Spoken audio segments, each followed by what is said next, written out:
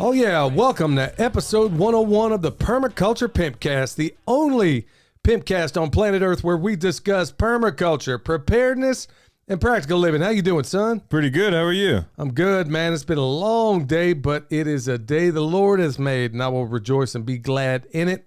Hey, y'all, this episode brought to you by Hickory Ridge Soap from TwoOldCrowsHomestead.com. Turn that simp into a pimp. Bam! Also, Heaven's Harvest, y'all. 10% off with promo code PERMA. Yeah, get over there. Check out what they got, y'all. You're going to be glad. You know, I wish that I could lay this out, all the wonderful reasons why you should go check them out. Folks, I'm not much of a salesman. I'm just going to tell you what works and what we use. There's nothing we advertise on this program we don't use. Seeds have been at 100%. The prepared meals are fantastic. Run by a Christian-owned and operated company. And if you got any holes in your game and you're needing to fill it, you might want to go check it out, especially in these times. Yeah, it would make sense. Yeah, and if you want, you can head on over to the Fountain app where you can tip a pimp. Yeah, go over there, check out all your podcasts right after you check out the Permaculture PIMPcast. And if you so desire, you can go ahead and drop some Satoshi over there.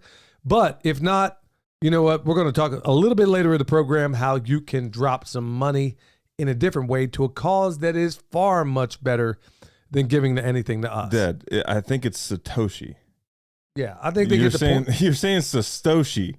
I think it's Satoshi. Satoshi. Okay, can it possibly be mistaken for anything else? Sats. Sats, yeah. Sats. Yeah, like anybody else out there is going to know what a sat is. All right, y'all, tip of the day. I'm saying this for a couple of reasons, and it's going to unfold later in the program. But right off the bat, y'all, stop listening to these prostitutes. I'm talking specifically. Had a guy, old timer, having a conversation with him. We were in Lowe's or someplace like that. And he's like, he was very uninformed about the things that I was talking about. And I could tell by the way he was responding where he got his news from. And then I just said, out of curiosity, sir, where do you get your news? And if somebody said I'd win $1 million, I would have got it. I knew exactly where he got his news. Where was it? Fox News. Yeah. I listen to Sean Hannity every night, man. I said, why? And then I asked, going kind of Socratic method on him. Well, semi. I was like, so why Fox News? Well, they're fair and balanced. And I'm like, oh my goodness, man. He just recited back to me their slogan. Yeah. You recited back to me. Oh my goodness. Anyway, y'all, stop listening to prostitutes. We'll talk about it later in the program. All right, right off in the farm news, got a lot going on around here. So, son, you've been working on those beds down there. Those those raised beds. They're future propagation beds for the comfrey, just to grow comfrey in, and they'll be like beds just dedicated for comfrey. So the optimal growing conditions for comfrey. So they'll grow fast, straight, long, thick roots, stuff like that. Well, tell everybody else the impetus for doing this, because you're constantly disturbing the food forest and the orchards. Yeah, so right now I'm harvesting all the comfrey from the food forest and the orchards and stuff like that. So, I mean, and every time I dig it up, I'm digging it up. I'm disturbing the root systems of every other plant that's living in there. And then also I hear it from Mom for messing up her strawberries every time I go there to dig up the comfrey. So we need like dedicated beds to just grow comfrey. And also just to keep up with demand too. I mean, people are kind of finding out about what comfrey is, and people want comfrey. So yeah, in this day where everybody seems to be starting to wake up to preparedness, and a number of other things, they're starting to realize the value of this unbelievable plant. And we're struggling to meet demand, but we can't do it at any cost. So at the rate we're going right now, we're going to have to wind up. I mean, there's a point of diminishing returns if we don't bust a move and go in another direction as far as propagating this. And then also it's going to lead to another propagation bed. And I think we come up with a pretty clever way of making a retaining wall. We'll talk later about that. Oh, yeah. As far as the materials we're going to use and what it was inspired from, I think everybody will find it very, very interesting. I've been up there clearing this mountain still, got all the buckwheat and cowpea down in the area that I was hoping to get. Now, there's still a fair piece to clear, but during my 75 hard, I'm spending 45 minutes every single time I can to go up there and do my workout walking that wood up and down the mountain. I'm pretty much doing that by myself as a workout. But just like I explained in that one video, how you can do these things 45 minutes at a time, that is exactly what I'm doing. Oh, yeah. And I'm making enormous progress 45 minutes at a time. Well, I'm kind of happy I chose to do like the workout I did, the splitting wood for 45 minutes at a time, because there was a visual afterwards of how much you could get done with 45 minutes like at a time. Yeah, because I'm adding to your wood pile with the wood that was chopped down on the side of that mountain. And I'm kind of under the gun to a certain extent, so there ain't no dilly-dallying out here. Got 2 more trees over there. I think I need to take down 1 for sure. And if I'm going to get this buckwheat and cowpea off and running and doing what I want it to do, and then there's some other seeds we're using in there, I have got to get that stuff off the side of the mountain. So that's a big one right there. So we finally got as far as we can with just having the ram. We had to do a little bit of surgery on. I don't remember what that condition's called, but most people call for it. I don't remember what it is. I mean, we only went to the vet once for it, and they told us, basically they're going to eventually die or they're going to get the rest of the herd sick. And then mom proved them wrong again. Yeah. Remember, MD doesn't mean medical deity, and neither does, DVM, whatever the case may be. Man, when she's hooked on something, she will find a way to get them through. And, basically I had to perform a little surgery on it, get that squared away. And then she comes back with a healing treatment. And then next thing you know, these guys are on their feet. But when we're getting things squared away, we're trying to get as much medicine in the paddock as possible. Got a few more hurdles to get done, but that brings me into my next point as far as looking under the microscope. Yeah. So last couple of days, we've been doing a little bit of that. And that is fun. That is cool. I like doing that. Well, I could spend forever looking under that mic. It's almost like looking at a telescope. You just keep going through and exploring new, because I don't know what anything is yet. So it all looks new and like neat and all that stuff. Yeah, but you're getting inoculated for what you're going to know. So that's the beauty about it. Since Michelle is further out in front than both of us, and I've been kind of tied up with other things, she's been able to kind of trudge forward. So she hates teaching. I mean, depending on what it is. And no, it's everything. Well, I got to sit here. Okay, when you teach, y'all, just keep this in mind. You learn twice, and then I'm trying to explain to her. She's like, well, look at the instructions. I'm like, no. What she doesn't realize is that I'm trying to train her to be, when you have to explain it to somebody, believe it or not, you learn a better way. So all the people that I've taught to be butchers out there, I've encouraged them to go out there, do your own class. Maybe I can be waiting in the wings, whatever the case may be. But then when you're the one in front, believe it or not, you learn, you'd be shocked at how much you actually know by teaching others. So we're having her, get us squared away on that. Another little thing I got coming up in the future is going to be, and it hit me the other day, because we are permaculture preparedness, practical living. When I was out doing something of a guerrilla garden video, which is kind of shocking that those videos don't do well, considering all the people that reach out to me saying, hey, I live in an apartment. What can I do? I am seriously, for the longest time, I had this idea all the way back in Texas of a clandestine chicken tractor, like one that I could disguise as a transformer and stick on the side of the road somewhere and then just move it every single day. Yeah. And thinking probably most people wouldn't even notice if I just kind of, moved it, however many feet every day, and put it on the side of a highway or something like that. I kind of thought of another version of that, and it's more like a clandestine garden. So what I was thinking about doing, I'm still in the works of doing this. I was actually thought about it a while ago, and I'm seriously thinking about doing it, especially in these times, because I know so many people are they're honestly looking for ways to, find places to grow food. Right. And I'm thinking, okay, well, what if you're in a place where you want to grow this food, but if you grow it, people are going to steal it out from under you? Yeah. That sort of thing kind of happen. It doesn't happen so much in the hood, but if things get bad enough, people will be stealing your stuff. So I've devised this plan of coming up with a clandestine garden, and I think I'm going to do it. I think I'm definitely going to do it. Just got to work out a few more things, though. Hey, y'all, we got Heritage Life Skills coming up. That's going to be a conference over there in what town is that? Waynesville, North Carolina. About an hour from us. We're going to be there. I'm going to be presenting. It's going to be July 20th through the 21st through the 23rd. Dr. William Forston is going to be there. Y'all be there, be square. That is the guy himself that wrote the book 1 Second After and 2 subsequent books as well. Also got the Kentucky Sustainable Living, October 28th and 29th. Son, you spoke a little bit too soon about being there. What? Aren't you having a baby that time? Oh, it's in October. Yeah, what did you think it was? Crap. I don't know. I didn't put 2 and 2. Dad, I don't know. The whole baby thing's still kind of new to me. You don't know when it's okay. We're just tell Emily to skip over this program. She didn't listen anyway. He ain't gonna be there. And the VIP dinner, we just bought our tickets. I bought 2 tickets with the assumption that you were gonna be there. You bringing mom? Well, we'll see. We'll see how it all goes. But anyway, bought 2 tickets to the homesteading or to the Kentucky Sustainable Living VIP dinner. VIP. All right. Remember, if you didn't catch the last program, here's how it's going down. We already got a couple of takers so far.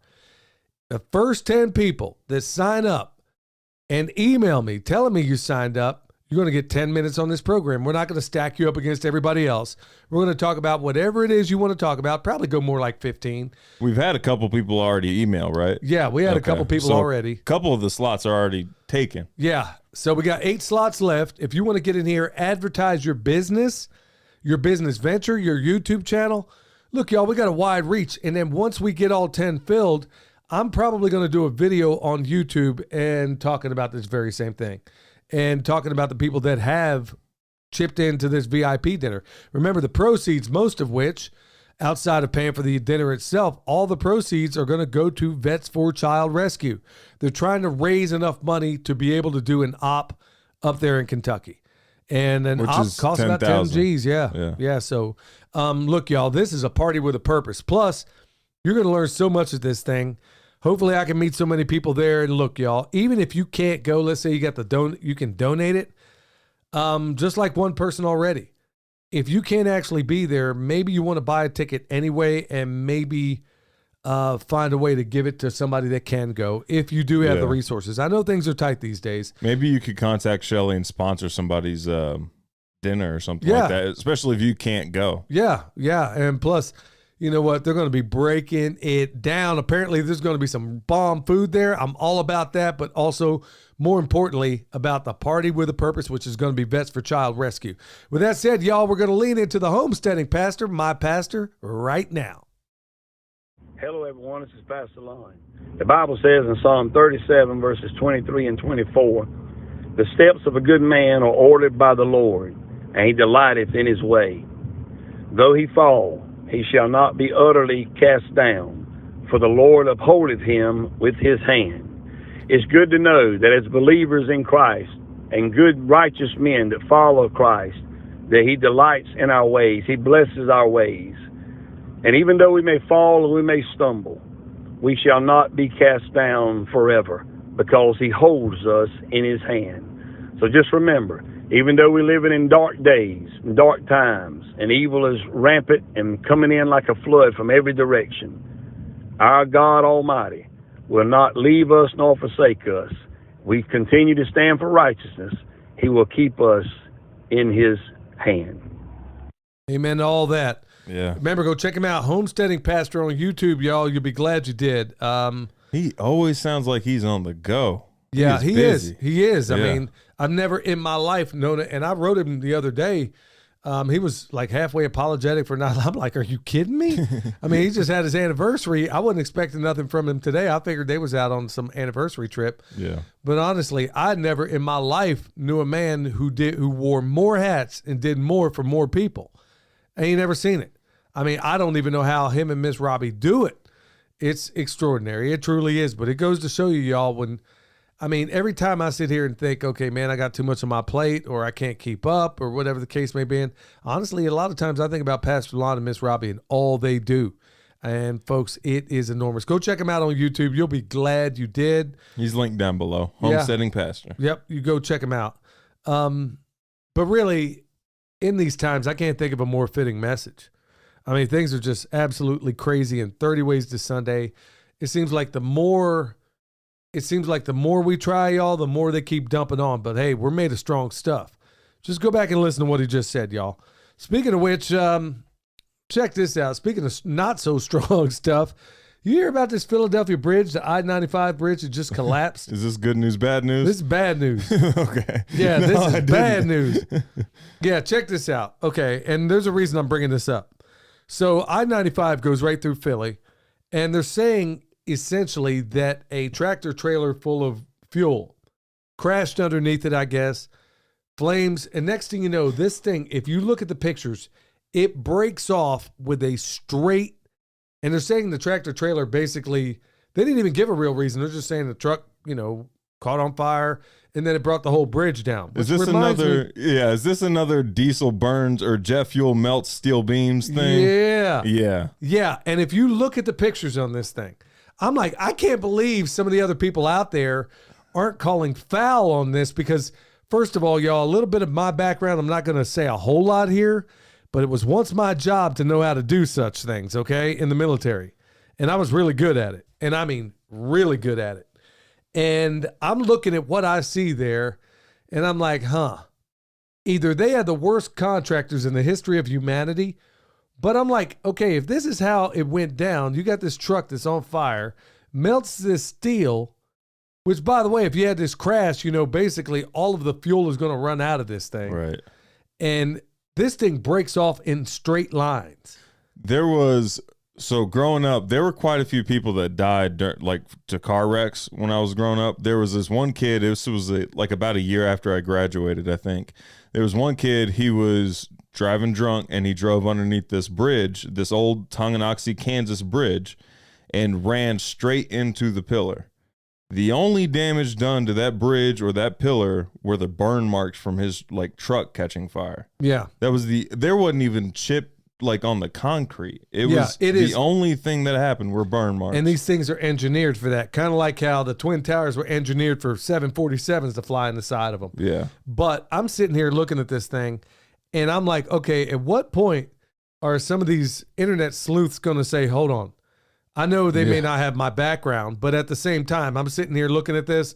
The second I looked at it, I'm like, hold on a minute. This is a major side of the interstate, and this thing breaks off in a straight line, and all the pictures are from up above, none from down below. If it breaks off in a straight line, doesn't that mean there were no mechanical locks in that bridge? Exactly. There were no rivets. There were no, I don't know what. They didn't overlap pieces at all. Yeah. I'm like, come on, man. This thing broke off and went straight under. I'm like, okay, I'm crying. This ain't making sense to me. And like I said, not everybody's going to have my background, but I'm telling you what, they don't go down that way. Part of what we used to do was how to take out a bridge. Yeah. And if you have basically a heat source underneath this thing, look, y'all, it ain't what they say it is. It is a lie. Ain't believing it. These things are engineered for this, especially if the truck drove right into the abutment. Come on now. Okay, so what do you know of that would blow up a bridge in a straight line? Not going to say, but I know, and I'm not going to say on this podcast. Okay. Because who knows, we may have some Marchie out there making claims that I'm not doing. I'm already on how many lists anyway, so what, you want to add me to a couple more? I'm just saying, it doesn't happen that way. I'm crying foul on it, and I'm waiting for everybody. I'm waiting for some internet sleuth to finally call foul on this. Yeah. I'm like, you ain't telling me this happens. I know better. This is part of... And it probably ain't the first time in Philly. Going that far east, going that far northeast, people start passing you on the highway or on the shoulders and stuff on the interstate. This can't be the first time that bridge has been hit. Yeah, even if it wasn't, you're going to tell me, okay, he runs into it with a tractor trailer. First of all, they didn't show any of the wreckage of that. Oh, really? Yeah, no, I didn't see any wreckage. All I saw was this straight line cut across this thing. Look, man, I spent way too much time on this, y'all. I'm just saying, keep your eyes peeled because everything that they tell you is a lie. Okay, real quick, having driven the roads in Pennsylvania, maybe it is possible that bridge could have been like hadn't been touched in 100 years or something. I'll say it's possible based on the roads in Pennsylvania. The interstate system didn't even start until the 50s under Eisenhower. Wow. So, okay, regardless of what it is, it ain't coming down in no straight line. I guarantee that. Yeah. And you're not going to tell me the fuel on that truck. Here we go again. Yeah. They just recycled that one. Yeah, like, I didn't believe you the first time you lied to me. All right, so some good news. And this is going to be one of those things that don't initially sound like good news, but Parks and Hotels and Resorts fleeing San Francisco says city's path to recovery remains clouded. Well, check this out. You got like two major downtown hotels like the Parks and Resorts. They own the Hilton down there, 1,921 room Hilton in San Francisco. And they got another Park 55. All of them are saying that major, and I quote, major challenges in San Francisco. Anyway, every other business out there, when Walmart won't even stay in the whole doggone city. Yeah. And, Target, they'll wait until they burn them out completely. But you got all these different chains leaving these. And here's why I say this is good news. We have hit a point of depravity that only pain cures. That is a fact. So when it gets bad enough, and this is where I do agree with Dan Bongino on this, where he was talking about New York, how back in the 80s, man, it was so bad. It was just every other time. Every time you turn around, it's a mob shooting. Giuliani gets in there. Got a love-hate relationship with that guy, mostly hate. There's a whole story on that one, but he gets in there, cleans up the town, and then all of a sudden it goes, but it hit a point of critical mass where they finally elected somebody who actually had every devotion to fix it. I heard you can actually make money right now. You can get paid to drive a U-Haul to San Francisco. Yeah. Because people are driving them all out right now. Yeah. So you can get paid to drive one into San Francisco. Yeah. Yeah. I mean, it's going to have to get that bad where they're going to turn it into a complete cesspool, which they're trying to do right here in Nashville as well. I guess that could be good news. People are escaping the freak show. Well, that's what I'm talking about. This is good news on a couple of levels. Yeah, so, okay, just remember, if you're out in California and you're leaving there, do not take California with you. Exit there. Do not take that garbage with you. Because what we also see is that these same Californians, they move to places like Austin, and you take the same idiotic reasons that you left there to the place you're going. We even see it around here. You left New York and California for these reasons. Do not take them with you. But the good news in all this is that, no, I don't wish suffering on anybody, but I do know that this level of depravity does not fix itself. It's going to have to get totally, completely, utterly, unbelievably stupid. And I think by the close of this year, I think we're going to see the full extent of it. All right, well, here's some more good news.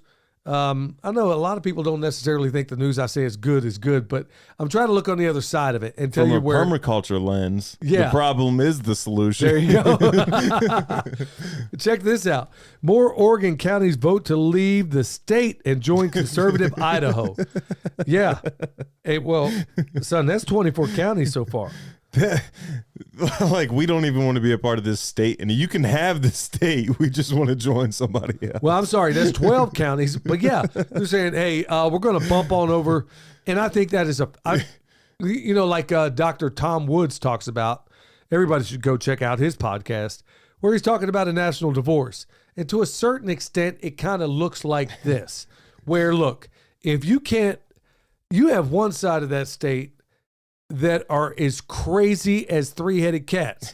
And then you got the other side of the state, highly conservative. It's like they think there's something wrong with the land. They're like, yeah, you can just keep that over there. Yeah. We'll just join Idaho. Yeah. I think it's a great idea, though. Yeah. But you got the same thing going on in California. Cal Exit or whatever they called it. I can't remember. But you have these enclaves of very, very conservative, productive people that live in certain states. And like I said, if it weren't for the big cities in like New York, they would be highly conservative. Yeah. Same thing in California. In fact, I think this is the only way to have a divorce. But here's the problem. The productive sides of those states are going to take their productivity with them. Yeah. Because it's like what we were talking about before. I think that's good. They should bring it with them. But they also know, and there's even ties of this sort of thing going back to the Civil War. There's even an overlay here, really, with the Civil War. The productivity, they're going to take all that, at least their human capital, their productivity, all to the other side. Let's say over to Idaho, where they know they can make that happen.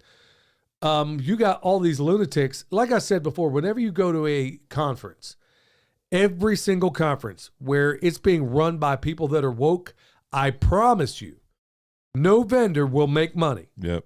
No vendor will come. Every vendor will almost certainly lose money or break even.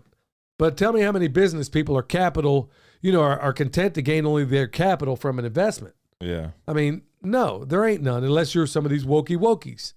So these wokey wookies at these conventions, I mean, you will never make any money. They're there, they make the loudest noise, but they don't buy anything. They don't have it to buy. So the same thing in these states. You let these conservatives leave, and you're going to see a collapse. If they don't have their tax base, that's why they'll never let them go. Yeah. So they're just going to have to say, look, we're bouncing. What are you going to do about it? That's really what's going to happen.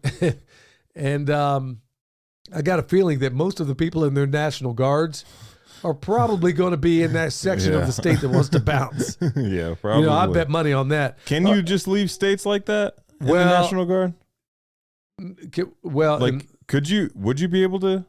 Well, you'd have to go AWOL ultimately, but if you're a National Guardsman and they're like, okay, hey, we're mobilizing you to go keep these conservatives. Well, half the people in that guard, I guarantee, are not lefties. I don't know. These days it might be the case. Well, but generally that is not the typical type people. When we get back, we're going to get right into it.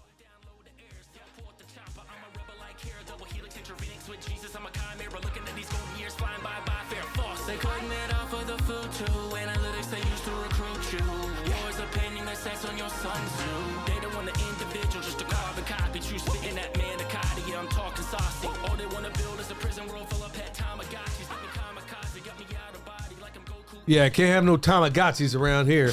Now that we know what they are. Yeah, ain't gonna be no, and I guarantee there ain't no Tamagotchis in the audience. Yeah, go check it out, look it up. All right, y'all, 50% or $50. Don't say 50%. Yeah, $50 off. Yeah, any EMP shield device with promo code PERMA. You're gonna be so glad you did, y'all. Like I said, there's a reason why we're going out there to go listen to Dr. Forstchen. These things are starting to become real. But if you need one, go over there, check them out. Remember, promo code PERMA. All right, y'all, we're going to get right into it. Ain't playing around her. Okay, did an interview today. And it was, I'm in the middle of something that's, I don't know that anybody else has ever tried to do what I'm trying to do right now. And I'm not sure before now that it ever would have worked. All right, y'all, I'll give you that. I'll tell you straight up what I've been trying to do because I've been in these different places. I did an interview today with Upfront in the Prophetic. You can check them out on Rumble. I've been a fan of them for a while. My friend Granny turned me on to them a while back. Now, just like any program, even this program, there's going to be some things you agree with, some things you don't. But they're definitely a program worth checking out. And I will say, in the first time of me ever, in all the media appearances I've ever done, this is the first time a host has ever said, hey, before we start this show, we're going to pray. And I'm like, wow. I never had anybody pray for me before a show. I was actually kind of choked up in the beginning of it because I was just kind of taken aback. It's the same thing we do every time we have a class or a butchery or whatever the case. I don't care if I offend every single person in there. I'm going to pray, especially before I take life. Oh, yeah. I mean, it ain't going to be, it ain't ever going to be any other way. So if anybody with any opposition, if you have it, you either really got two choices. You can not show up, which is totally fine, or you can walk out. But if you think I care whether or not you care if I'm praying, ain't going to happen. No. So with that said, I was immediately taken aback, and I was very appreciative because honestly, and this was a prayer that didn't go live or anything. She did it before she started recording, and she prayed for me, and I was just thankful. I didn't feel worthy of what she prayed for, but that's another thing altogether. All right. Now, the nature of that show, y'all, they basically talk about, you name it, everything. And I mean everything in the realm of what's going on in politics. They're more part of the MAGA group out there. Do you know when the show's going up so people can hear it? I don't know. If you go to Upfront and the Prophetic and go check it out on Rumble, I want to get them on this show actually for a couple of reasons. Part of that is what I'm going to talk about. And I had a different plan in mind for this show today, and I changed it just like I did the last couple of times because I can do that. I mean, if I feel led in another direction, I think I owe it to all of you to not do what was necessarily planned, but do what I think is going to be a better benefit to everybody. So I've always been, there was a time in my life I was a talk radio host for a while, and I was actually pretty good at it. Podcasting is a lot different. There's, it's like flying with no parachute. I mean, you could fall and crash. There's so many things in radio where there's so many crutches, breaks, and other things like that. But we treat this show like live radio. We don't edit anything. So it just comes out the way it is. So I've had the pleasure and displeasure of seeing different points of it. So we have this one community over here that belongs to, let's say, the information part of what's going on in America, and I dare say the world. And that's what Upfront and the Prophetic represents. Yeah. Also, Man in America podcast, they're telling you about what's going on in the world, okay? Then you have it's this weird dichotomy where on the other side of this, you have the homesteading groups, which by and large would almost certainly agree with a lot of what these other people are talking about. But based on my experience, a lot of the people in the homesteading world have no idea of the things these people are talking about. Right. Like she brought up Nephilim. Now, if you listen to this show, you probably got at least some understanding what that means. But most people in the homesteading space don't know. In fact, more than once I've been in homestead settings and I've had this conversation. Man, I'd love to say his name, but I don't know that I could get away with it right now. There were times, I can just say Ben Holler, where he and I were friends, and he's one of those few people in the world, and I'm one of the few people to him, where we can have certain conversations about certain things. And if you talk to Ben and a number of other people that are wide awake in the homesteading world, especially in the YouTube realm, there is only a narrow band that we can discuss in homesteading among homesteaders. Because once you cross that Rubicon into a certain territory, they're going to start throwing words. And it shocked me being called a conspiracy theorist by other people in this space. Yeah. Bringing up things that are honestly things that affect us all. And to hear other YouTubers refer to this information as, oh man, that sounds like a conspiracy theory. It's kind of, It took me aback the first time I heard it. Well, it's like, well, why did you get started homesteading again? What was the reason you got started again? Well, was it because you discovered a conspiracy? Most likely, yes. Well, son, I didn't think of using that tact on them, but which would have been probably effective. But I was so taken aback because, and this didn't happen just once or twice. Yeah. But on the flip side of things, you got people in that side of the movement. Okay, you know exactly who I'm talking about, the kinds of people I'm talking about. They're well-informed, and they have their beans, their bullets, and that is it. And I mean that. Yeah. They have no understanding on how to grow animals, how to grow gardens, how to grow trees, how to grow anything. And the only thing they might have a little bit of storable water, and they probably have a lot of food. And that is the full extent of it. Here's the part that's been bugging me forever and a day because I have hats in both realms. You could even say a third realm in here in terms of preparedness exclusively. Yeah. But a lot of those people in the preparedness exclusively camp are almost certainly in that camp that exists in the information part of the. Here's what I do not understand. You have a homesteading festival, homesteaders show up to it. You have a MAGA festival, MAGA people show up to it. Now, you may have homesteaders at this homestead festival that have a little understanding, but by and large, we aren't necessarily speaking the same language, but we have the same sensibilities. So somebody explain to me why all of us, and I'm guilty as anybody, when we put on our festivals, our get-togethers, our gatherings, why are we not inviting some of these other people that are in the camps of, let's say, exclusively preparedness? Yeah, we only invite people who already know about what it is we do. Right. Which doesn't really spread the word very well. And we're not spreading the word, which is much needed, about what they're doing. Right.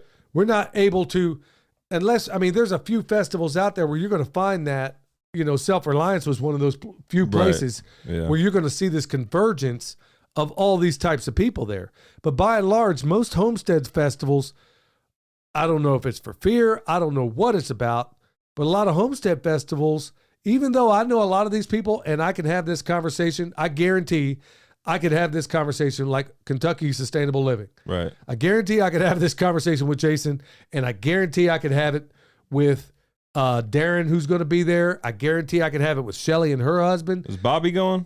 No, I don't know if Bobby's going to be there. I think he's like a technical advisor. But the point being is that there are a select few that are able to have these conversations. But when I bring up some of this stuff that goes on, I don't care how bizarre it may be. For anybody to respond, well, that sounds like a conspiracy theory to me, and then laugh it off and you know, mark me up as some conspiracy theorist, I'm like, oh, no, hang on, I got the goods. Or it should be followed up with, oh, that sounds like a conspiracy theory. Must be true. Yeah, well, Must be right. Well, there's that. Or it should be, hey, you know what? I'm not sure I buy it, man. Can you offer some proof? Yeah, that's a good question. Because there's nothing wrong with asking for further evidence. Yeah, but when you provide that, you'll know quick. But here's what I don't get. As I was on this program, and I brought it up on this program, and I'm going to try to do everything I possibly can to help facilitate, like whenever they have these MAGA shows, I'm going to start. I mean, I don't necessarily have to be that person, but I've been reaching out to all these MAGA people who, and only one so far outside of, well, two, you know, Seth Holhouse, Yeah. he's out there, you know, building, you know, what they're doing, and it's worthwhile. Yeah. I reached out to a lot of them. He was the only one to answer the call. And then, of course, up front in the prophetic, they answered the call as well. Now, I'm going to start putting my hat in the ring to all these other people that are in these MAGA groups. Okay, I'll talk to anybody, and I don't care. I mean, it could be it could be a lunatic fringe group that I don't agree at all.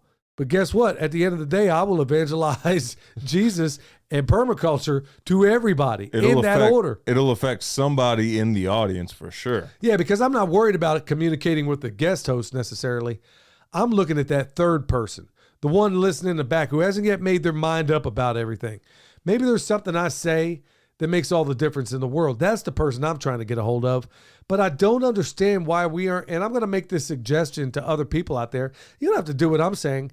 I'm just saying I don't understand why there isn't more of an effort of these MAGA groups that get together. Yeah. Why are they not bringing in a farmer on the roster? It ain't got to be me. There's a lot of other people out there.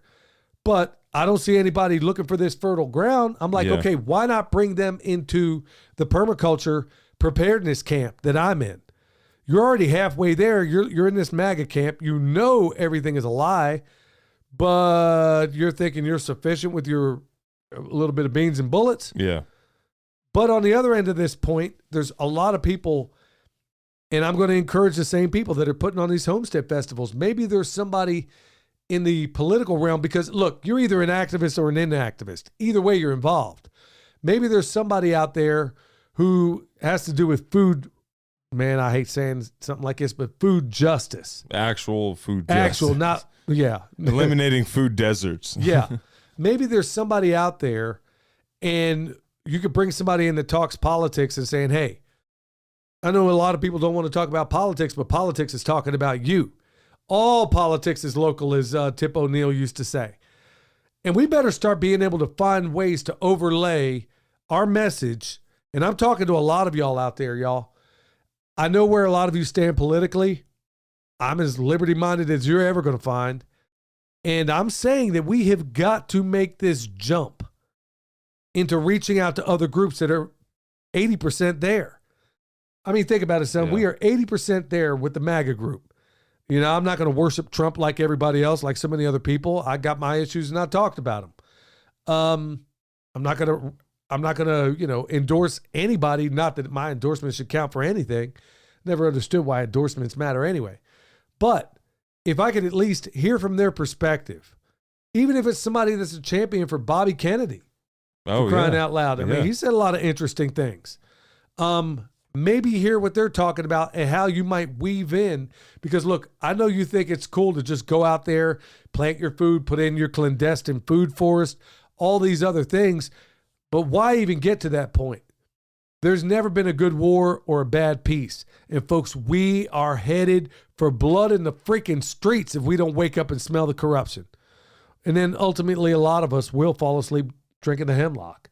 So the point I'm trying to, and I hope I beat it to death here, y'all do everything you can to encourage yourself or the influencers you look at to get on different shows. Yeah. And it didn't even occur to me till LT reached out and said, hey, look at this guy. He's wearing my shirt over at And We Know, which you should check out. I don't agree with everything they say over there. I don't agree with everything Up Front and the Prophetic has on there or even their guests. But the mark of any good thinker is the ability to hear that guest without necessarily agreeing or disagreeing. If a notorious liar tells you the truth, it's still the truth. So it wouldn't hurt you. It wouldn't hurt you to figure out how to weave all this stuff together. Y'all, I'm hoping this was coherent enough to make us realize that we have got to reach out to our closest allies. It means all the difference in the world. They can cross-pollinate with you the political things you need to be looking out for, and you can cross-pollinate with them how they can put some bread on the table.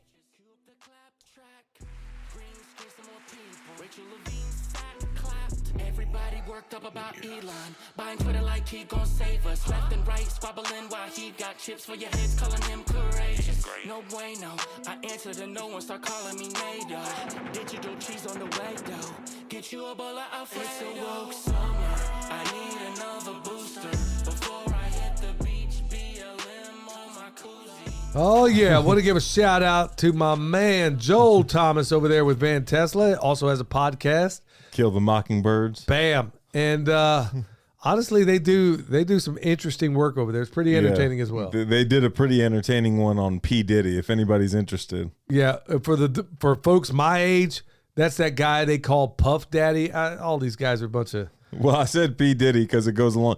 The name of the show is P. Diddler. So, yeah, check it out.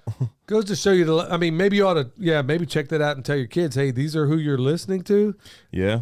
All right, got one over here from... Dottie, I think it's Dottie, asking, good morning.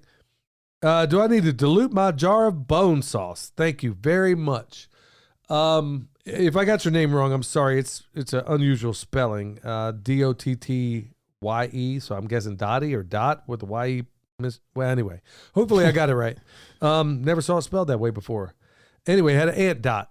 But when it comes to diluting your bone sauce, I don't recommend it. Sepp Holter said you can. Now, the stuff I make is about 10 times stronger than what Sepp recommends, but I will say this. If you are going to dilute it, you don't want to do it more than 50%, and you're going to want to cut it with some kind of beef tallow. And or animal fat, right? Well, beef tallow specifically is what you really ought to use. But, I mean, it will stretch it a little bit further. This stuff is pretty powerful. I don't know that I would... And also, folks, keep in mind that this isn't a panacea. It is the best you can find. You will not find anything better on the shelf. I guarantee that. But it doesn't mean it's 100% effective. I've not seen any problem with it. No. But people are thinking, and there's a lot of people out there misusing this stuff. Like one lady put it in the jar, shook it up, and poured it on her lawn and said it ain't working. Okay, we didn't show you how to do it that way. But, yeah, so just remember, it's mostly set up for orchard or a food forest setting, but it does work in these other settings as well. If other people have reached out and done it in other ways, but it does work, but dilute it with beef tallow, nothing else. I got one from Evan Young on the Fountain app. Congratulations on the imminent arrival of little June. William, you were exactly right. Billy will spoil her rotten, but in all the right ways. We had an unassisted home birth in the bath to deliver our little angel, Amber, in October last year, and she is the calmest, most observant, and most beautiful, and of course, most beautiful little girl you could imagine. I'm sure June will be the same, and how lucky to be a multi-generational home. This is such great news. Blessings upon you all. Evan and Jill Young from Australia. Thank you so much. Thank That's you cool. so much, and thank you for the blessings, and thank you for the prayers, everybody out there. We pray for y'all too. It's weird really hearing do. other people talk about June. Yeah, it's Wow. Yeah, but you know the beautiful thing of this, y'all. I love babies. When I see them, I just smile, and you know you get all squishy around them. I love little kids, and this is why I know that I have the passion I do. That the fact that anybody would ever. This is why I'm such a champion for people like Vets for Child Rescue, and why I'm so passionate about getting the money for this thing is because the notion of harming a child is as repugnant and repulsive to me as anything I could ever imagine. And the fact that this even happens in this world is why we have got to eradicate this evil from this world. Because when I think of a little baby, I don't care whose baby it is. My name means protector. So does yours. Yeah. It means protector. And I've always tried to live up to that. And that's why I just love babies so much. When I see them, I'm thinking, and I always secretly pray, and I don't see many babies anymore. I will say that. Yeah, I don't see. I mean, Emily working in the NICU has seen an increase in babies, but I haven't seen very many babies either. Yeah, increase in sick babies, y'all, for those of you out there that don't know. All right, so Melody says, here go a couple of things, and this is actually something interesting. Here are a couple of things that might benefit you and your wife and your daughter-in-law for a second item. For podcast listeners, I listen all the time. Number one, blessed is his blood. And then she was talking, is a blood donation network of U.S. residents free of mRNA injections who covenant to donate for other members who need it. Basically, it's $25 annually, and it's called blessedbyhisblood.com. That's something I probably need to look into. Yeah. I didn't know that, so that's awesome. Another one, she says, another neglected preparedness item, and I'm so glad she brought this up because Bobby Spag's wife used to do classes on this sort of thing. And often neglected preparedness item is women's hygiene products. Oh, yeah. There are reusable pads for many sources that can be washed. Look, y'all, I ain't going to go too deep into this one. But it's something to think about. Yeah, something to think about. If you need to. Yeah, Bobby Spags over there, his wife actually, I remember her doing a class way back when, talking about this sort of thing. I'm like, y'all, I'm out on this one. A couple of Margies are going to be freaking out if they can't get their bag.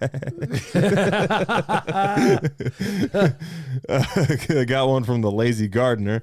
There's so much in this episode. Happy 100th and congratulations for the new baby.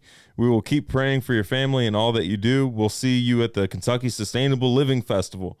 Well, apparently not me, but you'll see maybe mom and dad there for sure. Oh, yeah. Got one from Elisha, and I'm going to try to get him on the show for a couple of reasons. I won't spill the beans right now, but he can corroborate some of the things we talked about before in terms of law enforcement. Now, I don't come down on all cops. There's some good ones, really good ones out there. But he is also a cop. He says, when's the last time you heard of a cop or chief of police losing their job simply because crime rates increased? That is an excellent point. Said a number of other things here also, but I'd like to have to do a little pre-interview with him and see if he'd like to be on this show because there's a lot I think that we could honestly overlay here. Got one from Dirt Mover. I can't make it out to the dinner as I am working on the other side of the country, but I am all for supporting a bunch of perma pimps laying the smack down on filth who take advantage of our young. That's exactly what I'm talking about. So everybody, hey, whatever you can do, maybe we can get Shelly and them to put a tip jar over there, even if you can't necessarily, maybe a tip jar that goes directly to this. Look, I'm determined to hit this finish line. When I know what's at stake here, if I know we get to rescue kids by paying the guys that are going to kick in the doors, I'm all about that. Yeah. Got one here from Justin. Always good stuff to hear from Justin. Wanted to wish William and Emily a smooth and uneventful birth. Thank you. Keep your paths in God's ways. Yeah, he's always wonderful. Has a lot of great ideas too. Yeah. So thank you so much for that. I'm looking for an uneventful one too. Got one from Poor Farmer 85. Congratulations on the future pimp. Yeah. Gotta give you all the sats, Billy, because you're gonna need them to spoil that granddaughter. Yeah. Question: do you coppice blackberries and raspberries at the end of the season to stimulate growth like roses? Also, what do you do with Milk Boy's scat? Hashtag tip a pimp. Hashtag too big to tuck. Hashtag lead poisoning is the cure for pedophilia. Yeah, I'm with that. I'm all about that. Start from the feet up too. Yeah. Okay, regarding those blackberries, where we have them naturally, we don't want them. So they're in areas that were overgrazed into pasture, and this is an area that was historically overgrazed. So we basically let the animals do whatever they wanted that first time out. They're going to make another pass, and they're going to basically stay on top of those blackberries, and they're going to eat. Basically, they're woody species. They're not going to be able to keep up with what the sheep are doing to them. Well, yeah, but we also have raspberries planted in the orchard, but they're nowhere near the size where we need to start worrying about how much space they're taking. Yeah. But that would be the limiting factor for me is like, okay, are they overcrowding the next plant? Then I'll go ahead and prune it back. That's and stuff why like that. I've never been a real fan of raspberries because they just kind of get away from you. Blackberries, if they're growing wild out there and they're in a place that makes sense, honestly, blackberries is another one of those things, y'all, that you might use for a protective hedge. Oh, yeah. I mean, nobody's trying to get mixed up in them thorns, and they grow so thick and nasty and gnarly that somebody's going to think twice about making their way through a blackberry. Right. And then as far as the other one, what was his scat. Check this out. When you feed dogs the way we do with mostly eggs and offal, you'd be shocked if you feed them eggs and guts and maybe very little kibble, how little poop you find. And when you do, it ain't around for very long. So that's how we really don't find much of it. I mean, he'll go out there and do something ornery, like, do it on the way to walking somewhere, but or honestly, in the middle of the driveway. Yeah, it doesn't stick around long. For some reason, when you feed animals that way, their poop doesn't really, Yeah, it really didn't stick around that long. No, so I got one from Blake here. Hey, brother, what's good? Trustworthy name brand for a set of processing knives. Okay. Oh, all right. Spilling the beans early. Dad, a while back, I had actually gotten you a processing knife with a brand I think we should go with. It's a White River. It's a father and son team that actually they do batch knives and stuff like that. But they do processing knives. They do wild game hunting knives. They do also boning knives as well. I don't know to what extent they'll do these boning or your larger, scimitar knife. I don't know to what extent they'll do them. But they're very well made and they do them in batches. So if you're looking for something where the temper is going to be on point, or the heat treatment and all that stuff is on point, there's attention to detail given to the knife. It's not something that's going to be snapping or anything like that, and it's going to hold a good edge.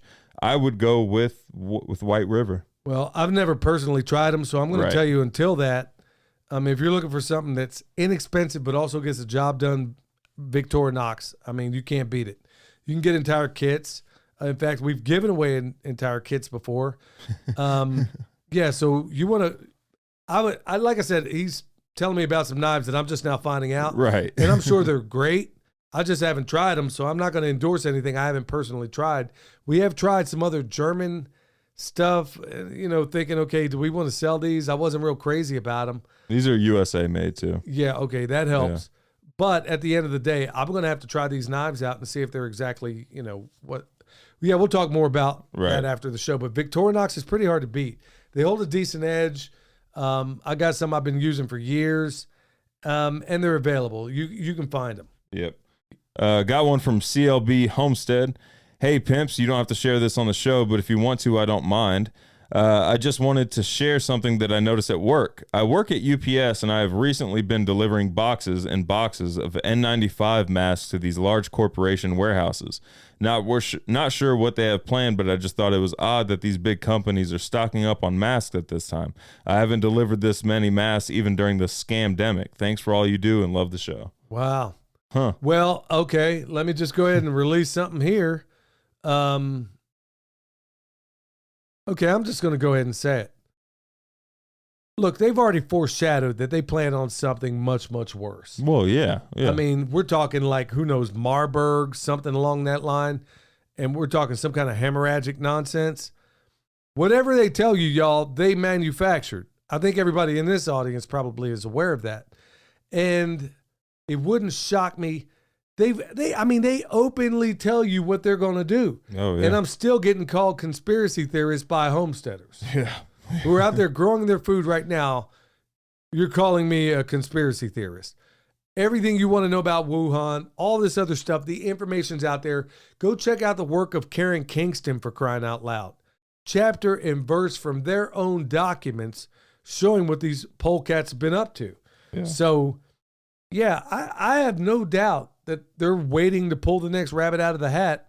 You know, it looks like they're trying to pull the alien card. Yeah. Yeah, that one's getting played up right now. They're playing the alien card. And they're playing all these other cards. I mean, every single card. But the people at this point ain't believing nothing. And I got a feeling that they're going to pull something so far over the top that it's going to be impossible, whether contrived or otherwise, whether they created it, which almost certainly they will have, or otherwise, they're going to make something that will not be mistaken for another hoax. I really believe that. Okay, got one from Anna. Hi, Billy and family. Wanted to thank you so much for all I've learned. Opened my eyes to the good permaculture. What little I heard about before just sounded like a jumbled mess of plants. Okay, no argument there. Thank you, Anna. Because of you, I'm now growing fruit trees and working on my guilds. I'm also able to get waste organic products from local grocery stores to feed my chickens for free. I use very little grain supplement. Look, man, this is just making my day. And she's got a whole bunch of other things. Your encouragement to solve problems and make a business out of it is golden. Son, when I read this, it just absolutely made my day. It says, my problem was that I can never remember which plants and trees I planted once the original tag wears out. So after some research in the olden ways, I manufactured a solution for tree markers that won't damage the tree. How cool is that? So she's selling them? Well, that's what I was going to suggest to her. So Tell her to hurry up, because we're trying to figure stuff out down in the food forest. Well, we actually, I won't say what that trick is, but I did learn from another orchardist one of the methods they do. We revealed it in one of these things from a while back, but I'm not going to say what it is. Anna, if you got an idea that works, create a website, create a business, let me know about it. This is exactly what I'm talking about. This is exactly... There's some solutions and ideas that we have, like meetings around the house of, hey, I think this will be a great solution to a lot of people's problems. And it has to do, in my area, it has to do with trees. Yeah. And then we had another one that has to do with food. Another one that has to do with any number of things. So this is exactly what we got to do. If you have a great idea out there, because I promise you, tree markers, tree tags is the bane of everybody's existence. Garden tags. Find one tag your mom's ever put out there that made it to the end of the season. We were looking today. We were looking for a tag today because there's this one plant that's popping up, and it could be a sunflower. It could be, I don't know. It could be a bunch of different things. And she was over there moving mulch around looking for a tag and couldn't find it. Yeah, that's the problem with these tags. I mean, honestly, it is the bane of everybody's existence. Got one from Jake1. He said, "What's up, Supreme Delacreme Pimps?" Supreme Delacreme Pimps. Hey, just wanted to send y'all X22 report where Bitcoin Ben laid some history down, and another one to check out is the Health Ranger taking privacy coin Monero. Pimps, keep it positive. Congratulations from homies right down the street in Lansing, North Carolina.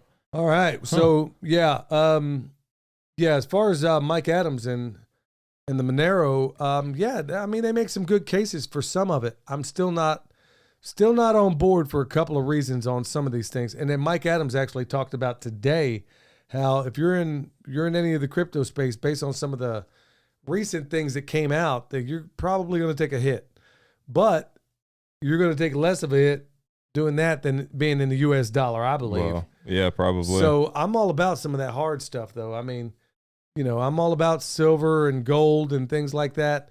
But really, at the end of the day, I tell you what beats all that currency is knowing how to grow food. That is your ultimate currency. Got one from KC. Following up on earlier listeners' question about ticks, I'm curious what measures you take to prevent getting ticks while working on the homestead. Also, their question got me learning more about nematodes.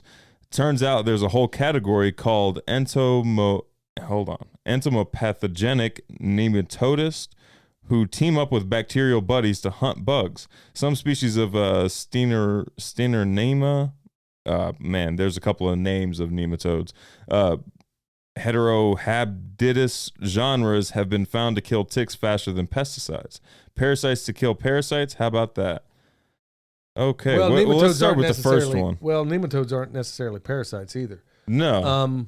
Depending on the nematode. Depends on what they do. Yeah, I mean, they have different functions. And like your mom took a snapshot of one today and was trying to get in close to find out, what is this Which thing? one it is. Yeah, is it a root feeder? Is it bacterial? Is it fungal? What is it, Yeah. But the first question is, what measures do we take on getting ticks or to prevent getting ticks on while working on the homestead? Well, I don't take any measures, but I'll tell you what, used to work back in the day, and I don't know how good it was for your health, but back in the day in the Army, we used to take the heads of matches, and I mean, it worked. I mean, I never had any problems, man.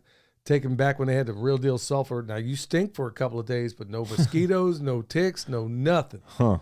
Well, Mom and I just got done trying out 2 different products, and neither one of them worked. So there's that. Guineas, there's guineas. You can always use guineas to get rid of ticks, but guineas are also dumb. You have to manage guineas after that. Yeah, and then the noise they make, man, that's an acquired taste, man. But they will wipe out some tick populations. As far as, I wonder if ticks are just an indicator of bad soil, if nematodes will wipe them out. Well, I also wondered too, I was wondering, as the soil improves, are we going to see, because we're still dealing with a fair piece of bad soil around here that it was just neglected, abused, just destroyed every way you could possibly think of. I wondered, honestly, if that would also want to be sure that before you bring in certain things with the intent of wiping out ticks, okay, is the bad going to outweigh the good when it's all said and done? So these are things that we have to measure, and we'll definitely do more research on it. I got the last one from Strider47. You know what time it is, nephew? Time to stop listening to Marchies, politicians, polecats, pedos, and purple breathers that ought to pluck around and find out. It's time to wake up and smell the corruption or fall asleep drinking the hemlock. It's time to find out the non-aggression principle has in common with the nitrogen fixers, apples, and pears. Time to stay alert, stay alive. Time for 2 practical solutions to every problem. It's time to check out the Permaculture PIMPcast, where permaculture is my passion. All right. Well, we got one winner right there. Yeah. Strider. Yeah, you got this one right here. That's cool. Yeah, that's over the top, bro. That was off the meat wagon. That was good stuff. It's time to find out what the non-aggression principle has with nitrogen fixers, apples, and pears. Yeah. That's funny. Yeah, I love man. He put some work into that. I love it. That is cool. All right, y'all. That's going to do it for us. Thank you so much for your support. Thank you for your blessings. Thank you for your prayers. Until next time, stay alert. Stay alive.